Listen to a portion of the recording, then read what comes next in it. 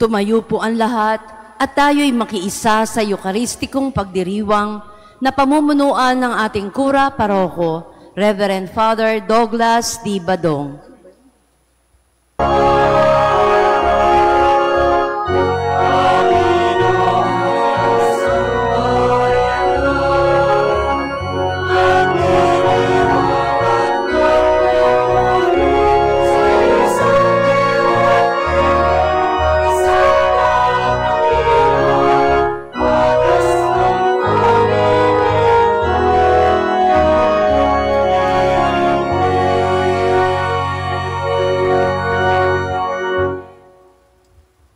Sa ngalan ng Ama at ng Anak at ng Espiritu Santo. Amen.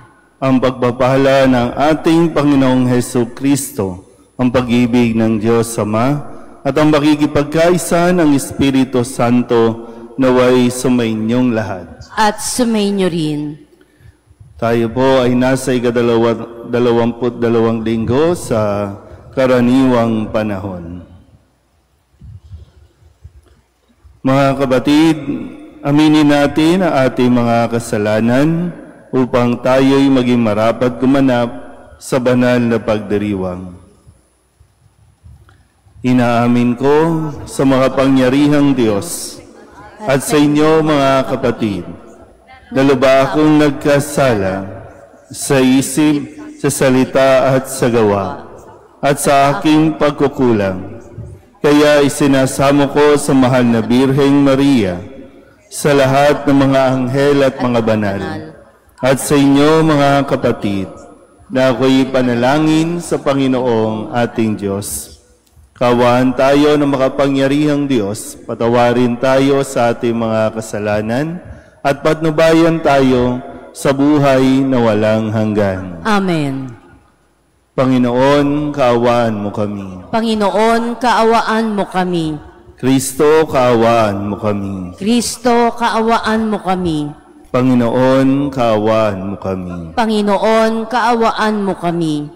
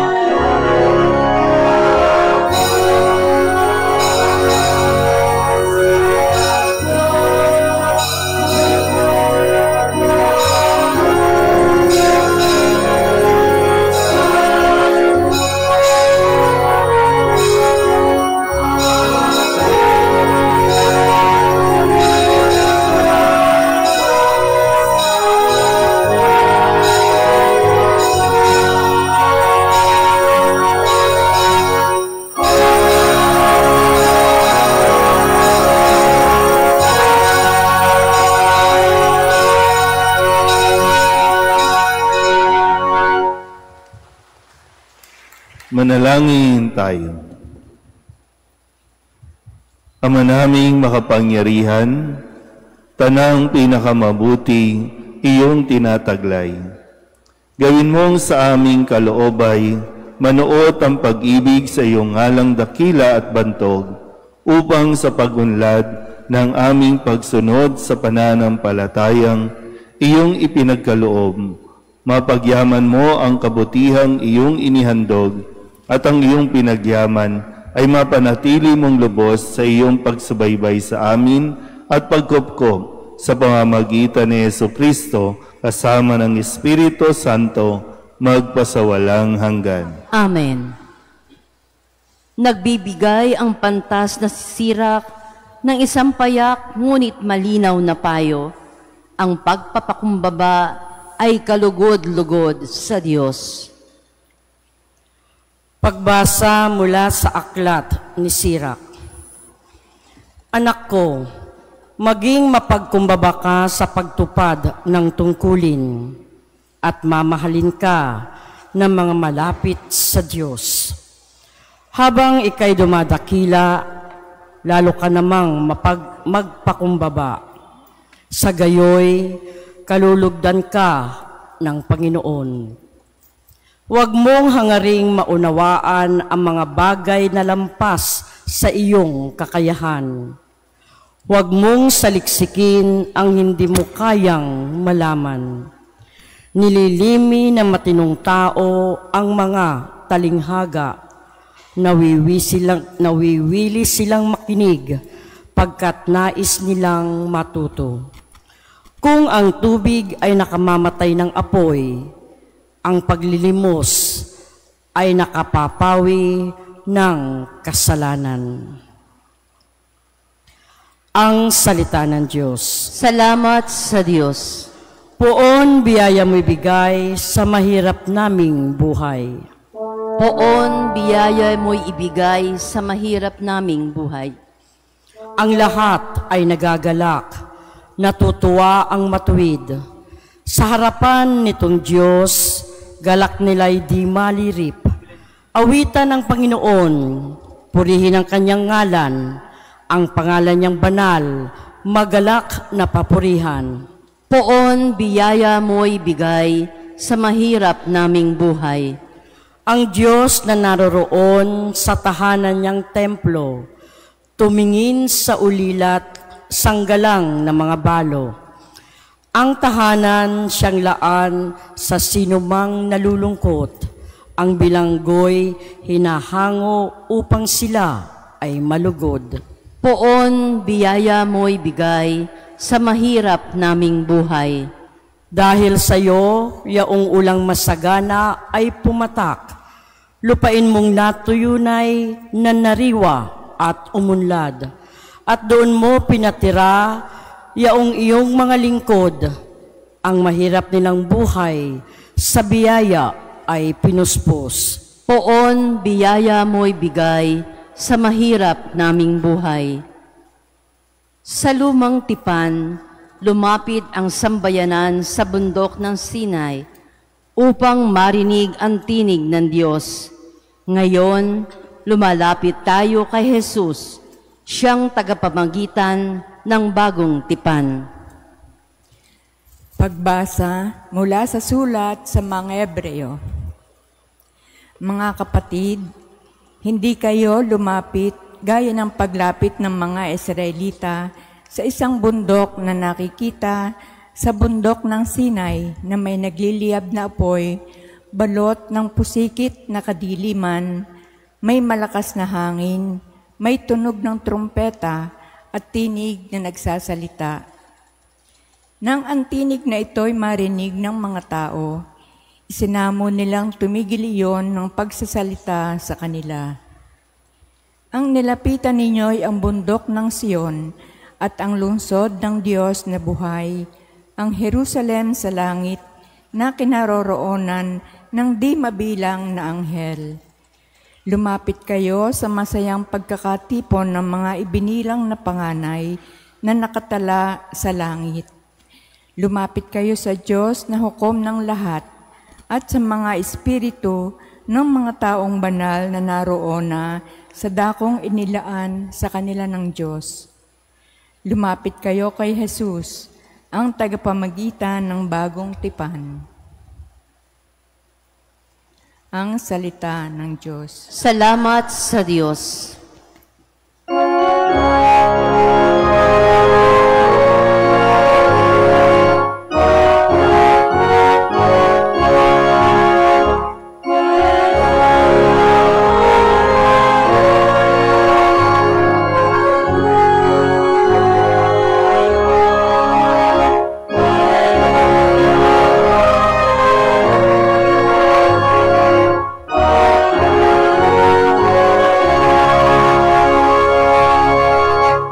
Sabi ni Jesus na mahal, dalhin niyo ang aking pasan, kaamuan ko'y tularan.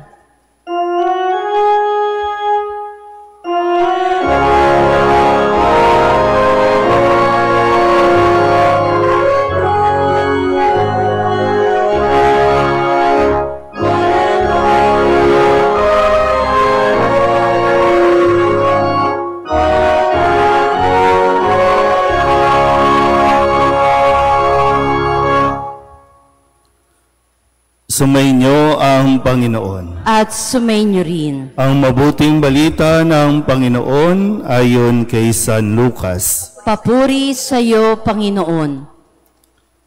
Isang araw ng pamamahinga, si Jesus ay inanyayahang kumain sa bahay ng isang pinuno ng mga Pariseyo. At binabantayan nilang mabuti ang kanyang mga kilos.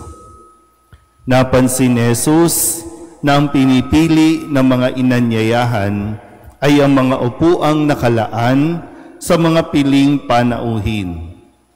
Kaya't sinabi niya ang talinghagang ito, kapag inanyayahan ka nino man sa isang kasalan, huwag mong pipiliin ang tanging upuan. Baka may inanyayahang lalong tanyag kaysa iyo. At lalapit ang nag-anyaya sa inyong dalawa at sasabihin sa iyo, maaari bang ibigay ninyo ang upuang iyan sa taong ito? Sa gayoy, mapapahiya ka. At doon malalagay sa pinakaabang upuan. Ang mabuti, kapag inanyayahan ka, doon ka maupo sa pinakaabang upuan. Sapagkat paglapit ng nag-anyaya sa iyo ay kanyang sasabihin, kaibigan, dini ka sa kabisera. Sa gayon, nabigyan ka ng malaking karangalan sa harapan ng mga panauhin. Sapagkat ang nagpapakataas ay ibababa at ang nagpapakababa ay itataas. Sinabi naman ni Jesus sa nag-anyaya sa kanya, kapag naghahanda ka, huwag ang mga kaibigan mo, mga kapatid, mga kamag-anak, o mayayamang kapitbahay ang aanyayahan mo, sapagkat aanyayahan ka rin nila. At sa gayoy, nagantihan ka. Kaya kung ikaw ay naghahanda ng isang malaking salo-salo, ang mga pulubi, mga pingkaw, mga pilay at mga bulag ang anyayahan mo. Hindi sila makagaganti sa iyo, at sa gayoy, magiging mapalad ka. Gagantihan ka ng Diyos sa muling pagkabuhay ng mga banal. Ang mabuting balita ng Panginoon. Pinupuri ka namin, Panginoong Hesukristo. Isang magandang umaga po sa inyong lahat. Palapakan natin ang Panginoon. Noong nakalipas na linggo, tayo po ay pinalahanan ni Jesus na pagsikapan nating makapasok sa makipot na pintuan dahil marami ang magpipilit pumasok pero hindi makakapasok.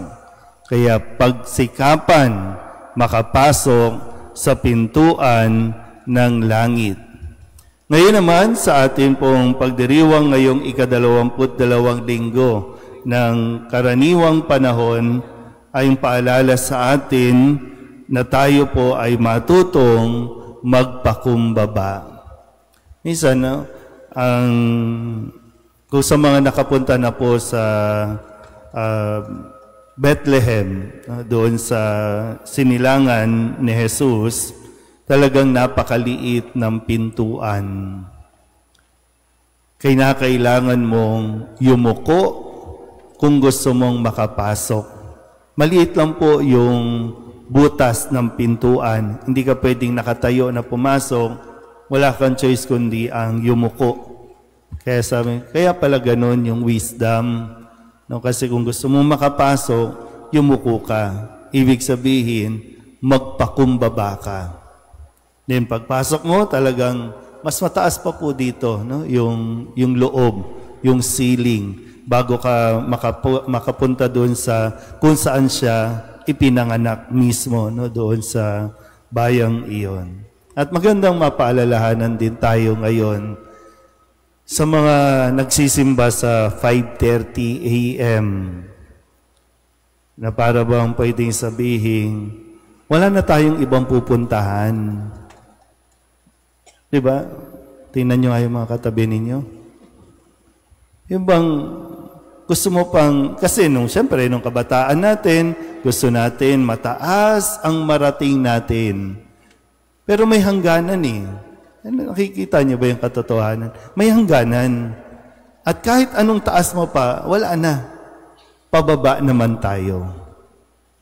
Nakuha nyo ba? Dati gusto mong tumangkad, di ba? Pinaglalaban natin, ay dapat straight body ka. Ngayon, kahit anong straight body mo, yumuyuko ka talaga. Lumalambot yung buto eh. Diba? Nung bata ka talagang gaganon pa yung ng nanay mo, di ba? Para maging straight body ka eh. Pero pag tumatanda, yumuyuko tayo. Di ba? May panahon para tayo, di ba, tumaas. At kailangan din natin maunawaan, may panahon na kailangan natin ng bumaba. Yung kusang bumababa. Yung natatanggap natin ng maluwag kaysa yung napakabigat sa kalooban na gusto mo pa rin umangat, gusto mo pa rin talagang tumayog. Sabihin nyo nga po, humility. Di ba yung magpapakumbaba? Natutunan na ba natin ang salitang ito sa karanasan natin sa buhay? Kaya sabi po, di ba, sa unang pagbasa sa aklat ni Sirach, tandaan mo, habang dinadakila ka o habang dumadakila ka, matuto kang magpakumbaba. Habang nagtatagumpay ka, habang umaasenso ka, matuto kang magpakumbaba. Kaya lang, karamihan nga, yung opposite ay bakit mas nagiging mayabang tayo? Ngayon sa mga nangyari, ngayon ay huling araw ng buwan ng Agosto, bukas Berna, at ang daming nangyari sa buwan ng Agosto, ang daming kayabangang umiral sa buwan ng Agosto. Ngayon papasok tayo, sana ma-realize natin, diba, ang daming nagyayabang sa kanilang mga natamo sa buhay, ang daming ipinagyayabang yung mga nabili nila. Kailangan ba talagang ipagyabang? Nakalimutan mo na ba na ang lahat ng mayroon ka, lahat ng mayroon tayo, galing sa Diyos? Kahit na pinagsabihin mo, pinagtrabahuhan mo yan, galing yan sa Diyos. At ang kailangan natin ipagmalaki na ito ay galing sa Diyos at salamat sa Diyos. Kaya nga sabi sa ikalawang pagbasa, di ba, lagi tayong lumapit kay Kristo. Lagi tayong lumapit sa Diyos na siyang pinagmumulan ng lahat ng biyaya. Kaya bakit parang pakiramdam natin galing sa atin at dahil sa akin? Hawakan niyo nga po yung mga ulo ninyo. Sige nga po, pakihawak nga. Baka hydrocephalus na tayo lahat sa kayabangan. Laki na ng ulo natin eh, di ba? Konting asenso lang, konting kita lang, Minsan nga, matanggap mo lang yung ayuda, yung akap, parang ang yabang-yabang mo na. Di ba? May ganung attitude.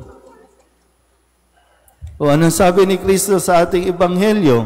Ang nagpapakataas, ibababa. Ang nagpapakababa, itataas. Sabi dito kasi, dahil inimbitahan siya, di ko alam, no?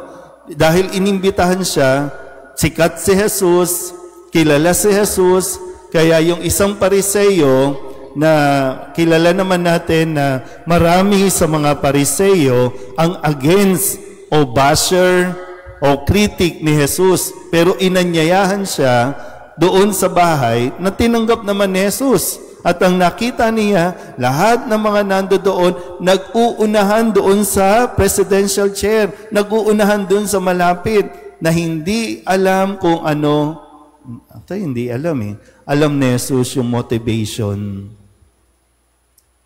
Walang maitatago sa Diyos. Alam niya yung dahilan, bakit mo ginagawa ang mga bagay na ginagawa mo. Kaya nakita niya ito, nag-uunahan itong mga ito. So nag-uunahan sa pwesto, nag-uunahan, siyempre kapag nandoon ka, iba ang tingin sa iyo ng tao. So nagpapa-impress. O kaya naman, gustong magpa-impress. Nakakapagod din magpa-impress. Alam niyo ba yun? Hindi niyo ba napapansin? Yung mga taong gustong magpa-impress, gustong umangat sa lahat. Sabihin niyo nga po, angat. Sige nga, paki-spell nga yung salitang angat. A-N-G-A-T. Angat. Kapag binaliktad, hindi niyo ba nakapansin? Di ba? Gusto mong umangat, kaya ifo-flaunt mo lahat ng binili mo. Gusto mong umangat, kaya gusto mong ipagmalaki. Ito ang dami ng kotse, ito ang dami ng bahay, ito ang dami ng pera. Pati yung mga damit, signature. Gusto mo pati yung bag, signature. Mukhang tanga. Hindi naman bagay, di ba? Nakikita nyo ba? Kahit anong yaman, kaya sabi, you cannot buy class. Kasi mahirap yung ipinipilit lang, di ba? Ipinilit mo lang na magmukha kang sosyal. Ipinilit mo lang na magmukha kang mayaman kaysa sa iba. Pero ang lumalabas, nagmumukha tayong tanga sa pinaggagawa natin. Gusto natin lagi inaangat tayo. O yan tuloy. Ano nangyari? Nalalaman natin tuloy na lahat pala ay dahil din sa kamalian, dahil sa kaswapangan, sa pagiging ganid. Anong ipinagmamalaki natin? Reality, yun ang nagiging attitude natin. Nawawala na yung sa mga magulang na tibali ng magdildil ng asin. Di ba? Uy, edad nyo to. Panahon nyo ito. Pero napakagandang prinsipyo, napakagandang paninindigan. Di bali nang kumain tayo na isinawsaw sa asin o mantika, basta't marangal, galing sa marangal, pinagtrabahuan, pinagpaguran, sinikap mong magtrabaho sa tamang pamamaraan. At yun yung may ipagmamalaki ka, taas noo kang lumalakad, wala kang ninanakaw, wala kang inaagrabyado. Kumpara doon sa kakain ka sa napakamahal na pagkain, tapos pasosyal ka kasi yung kakapiranggot, laging may naiiwan. Di ba? Yung bang, kasi pag kinain mo, di ba, pag umorder ka, di ba, no? Pag inubos lahat, ang sasabihin ay PG, patay gutom. Kaya dapat, pag may naiwan doon na isang slice, ay sosyal. Mukhang tanga lang. Binayaran mo ang mahal-mahal, tapos nahihiya ka na kunin. Kahit nga mag-take out, nahihiya ka. I-take out. Sino pinaglololoko natin? Mga sarili lang natin. Pero sayang di ba? Sayang. Kaya, iwas-iwasan natin, yung magpapa-impress ka lang. Yung mga tunay na mayayaman, ayan, yung katabi ninyo. Kala nyo lang mahirap yan, pero mayaman. Kasi mahirap yung magsusot ka lahat ng mamahalin, o hold upin ka rin lang, at hindi ka panatag lumakad sa kalye. O kaya naman, kung ipangangalandakan mo na mayaman ka, ay maya't maya, may mangungutang sa'yo, may lalapit sa'yo, edi wala kang katahimikan. Pero kung nagpapakasimple ka, nagpapakumbaba ka, di ba, tahimik ang buhay mo. Ay, iwas-iwasan natin to. Alam niyo, parang sakit na rin ito. Sakit na hindi natin nakikita, kaya hindi nagagamot yung kayabangan. Pero saan nga ba tayo dinadala ng ating kayabangan? Ang isang malinaw lang, kung tayo ay matututong magpakumbaba, mabuhay ng may kababaang loob, malamang may iaangat tayo nito sa langit. Amen? Magsitayo ang lahat, ipahayag natin ang ating pananampalataya. Sumasampalataya ako sa Diyos samang makapangyarihan sa lahat, na may gawa ng langit at lupa. Sumasampalataya ako kay Jesucristo, iisang anak ng Diyos, Panginoon nating lahat. Nagkatawang tao siya, lalang ng Espiritu Santo. Ipinanganak ni Santa Mariang Birhen, pinagpakasakit ni Poncio Pilato, ipinako sa krus, namatay, inilibing, nanaog sa kinaroroonan ng mga yumao, na may katlong araw na buhay na maguli, umakyat sa langit, naluluklok sa kanan ng Diyos amang makapangyarihan sa lahat. Doon magmumulang paririto at huhukom sa nangabubuhay at nangamatay na tao. Sumasampalataya naman ako sa Diyos Espiritu Santo, sa banal na simbahang Katolika, sa kasamahan ng mga banal, sa kapatawaran ng mga kasalanan, sa pagkabuhay na muli ng namatay na tao, at sa buhay na walang hanggan. Amen. Ating idulog ngayon ang ating mga kahilingan, mga panalangin, ang ating itutugon. Ama, biyayaan mo kami ng iyong pag-ibig at kababaang loob. Ama, biyayaan mo kami ng iyong pag-ibig at kababaang loob. Panatilihin mo kaming iyong simbahan sa kababaang loob, habang ginagabayan ng mga pastol na iyong tinawag at itinalaga. Tulungan mo kaming maging tapat sa iyong mabuting balita. Manalangin tayo. Ama, biyayaan mo kami ng iyong pag-ibig at kababaang loob. Maging mas mahabaginawa ang aming mga pinuno sa pamahalaan upang hindi nila malimutang ang kanilang unang tungkulin ay sa bayan, lalong-lalo na sa mahihirap at sinisiil na mga makapangyarihan. Gabayan mo sila ng liwanag ng iyong katotohanan. Manalangin tayo. Ama, bibiyaan mo kami ng iyong pag-ibig at kababaang loob. Hipuin mo ang aming mga puso, kaming natitipon ngayon upang paglingkuran namin ang isa't isa ng may kababaang loob. Manalangin tayo. Ama, biyayaan mo kami ng iyong pag-ibig at kababaang loob. Yakapin mo ang mga yumao naming kapatid sa iyong wagas na pag-ibig. Pangalagaan mo ang naiwan nilang mga mahal sa buhay at mga kaibigan. Manalangin tayo. Ama, biyayaan mo kami ng iyong pag-ibig at kababaang loob.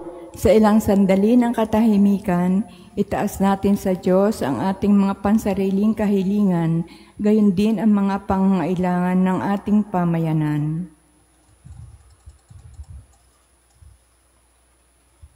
Manalangin tayo. Ama, biyayaan mo kami ng iyong pag-ibig at kababaang loob. Ang lahat ng ito iniling namin sa ngalan ni Kristo ang aming Panginoon. Amen.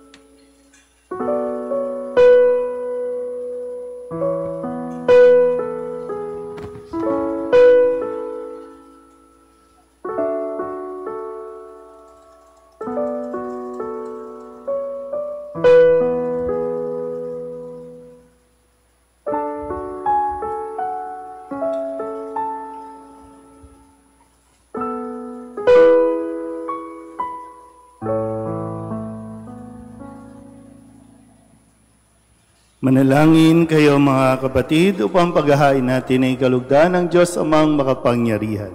Tanggapin nawa ng Panginoon itong paghahain sa iyong mga kamay, sa kapurihan niya at karangalan, sa ating kapakinabangan at sa buong sambayanan niyang banal.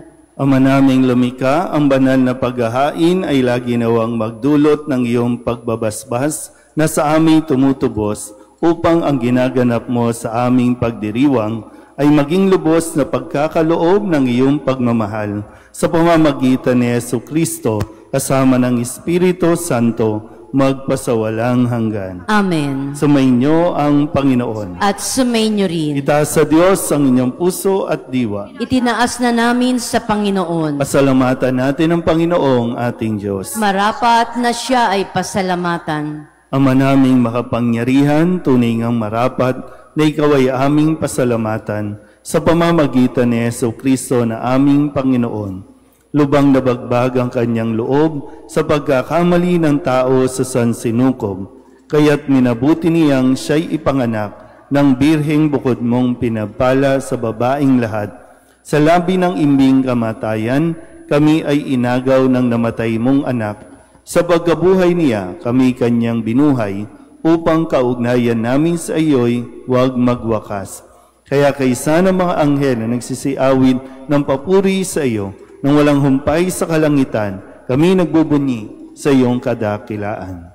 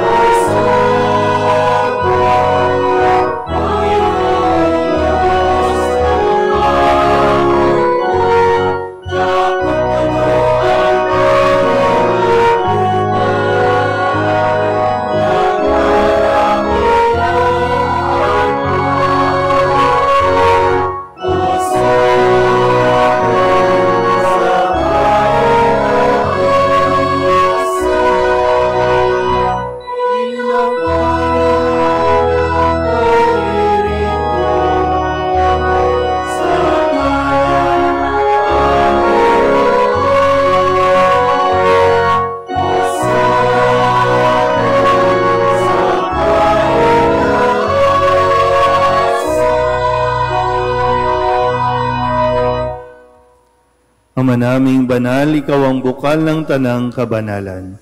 Kaya't sa pamamagitan ng iyong Espiritu, gawin mong banal ang kaloob na ito upang para sa aming maging katawan at dugo ng aming Panginoong Jesucristo.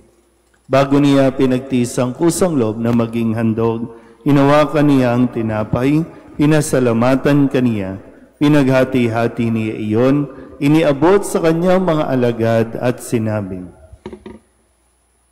tanggapin ninyong lahat ito at kanin.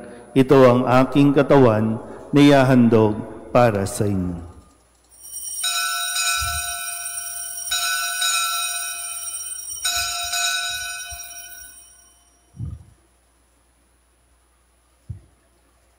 Gayun din naman nang matapos ang hapunan, nawakan niya ang kalis, muli kaniyang pinasalamatan. Iniabot niya ang kalis sa kanyang mga alagad at sinabi, tanggapin ninyong lahat ito at inumin. Ito ang kalis ng aking dugo, ng bago at walang hanggang tipan. Ang aking dugo na ibubuhos para sa inyo at para sa lahat sa ikapagpapatawad ng mga kasalanan. Gawin ninyo ito sa pag-alaala sa akin.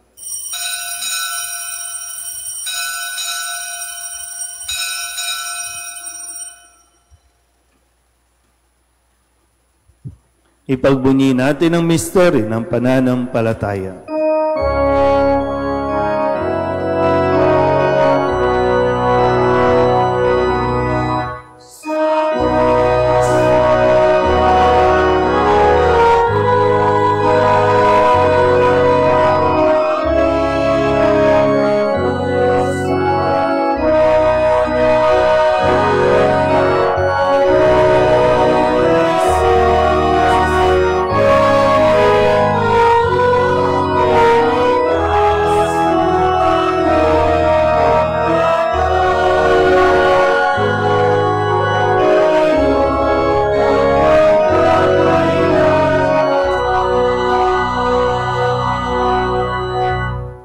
Ama, ginagawa namin ngayon ang pag-alaala sa pagkamatay at muling pagkabuhay ng iyong anak.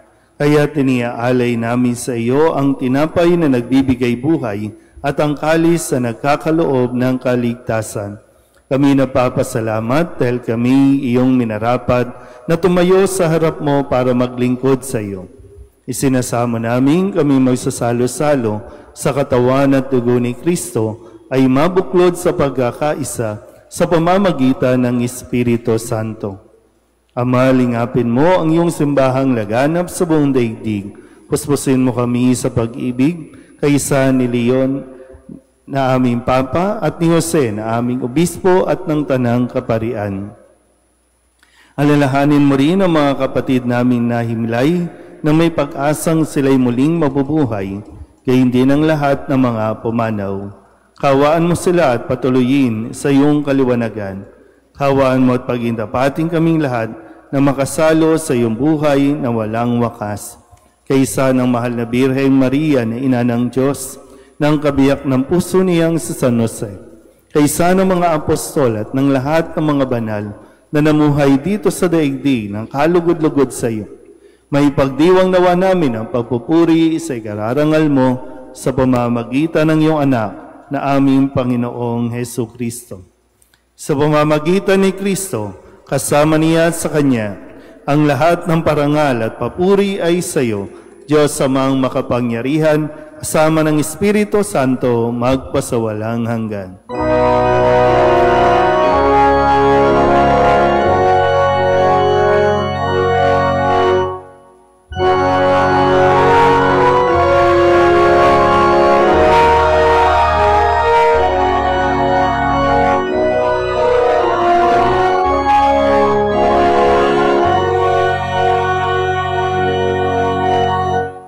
Sa tagabili ng mga nakagagaling na utos at turo ni Jesus sa Panginoon natin at Diyos, ipahayag natin ang lakas loob.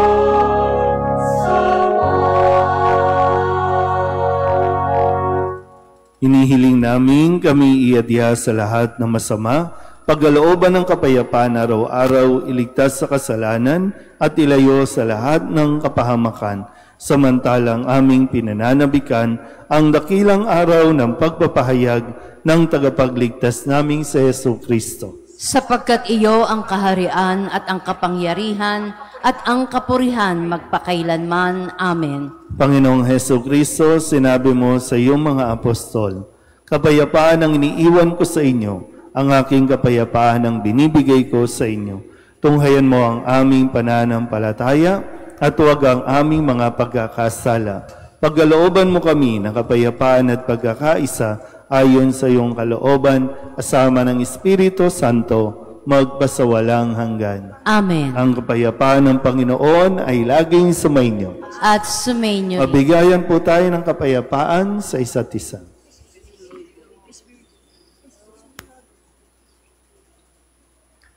Kordero ng Diyos na nag-aalis ng mga kasalanan ng sanlibutan, maawa ka sa amin. Kordero ng Diyos na nag-aalis ng mga kasalanan ng sanlibutan, maawa ka sa amin.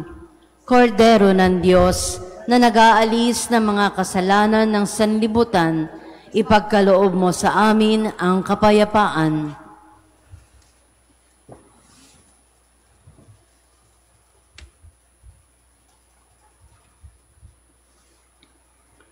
Ito ang kordero ng Diyos.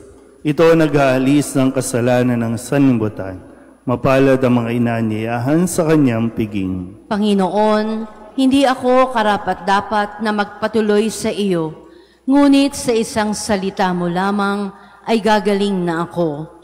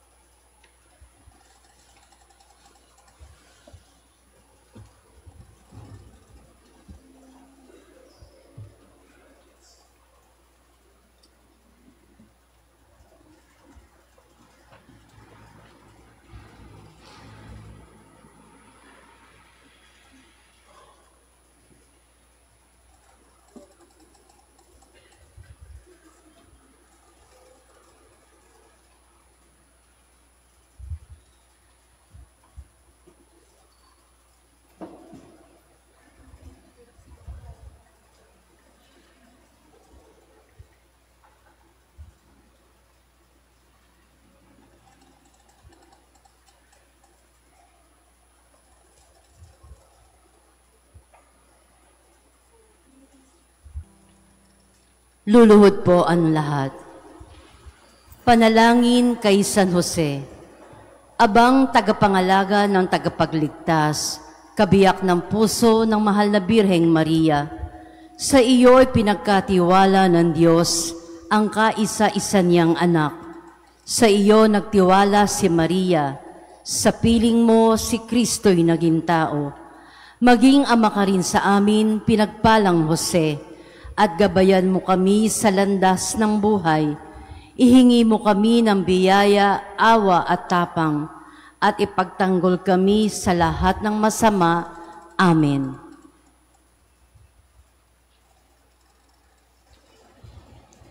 Magsitayo na po ang lahat. Manalangin tayo. Ama naming mapagmahal, kami nagsalo-salo sa pagkain mong bigay, ay umihiling ng lakas mong inilalaan upang ang kagandahang loob namin madagdagan sa paglilingkod namin sa iyong kadakilaan na nagpapaalab sa pag-ibig namin sa kapwa-tao sa pamamagitan ni Heso Kristo kasama ng Espiritu Santo magpasawalang hanggan. Amen. Sumainyo ang Panginoon. At sumainyo rin. At pagpalain kayo ng makapangyarihang Diyos, Ama at Anak at Espiritu Santo. Amen. Tapos ang banal na misa, humayo tayo sa kapayapaan ni Kristo. Salamat sa Diyos. Magandang umaga po.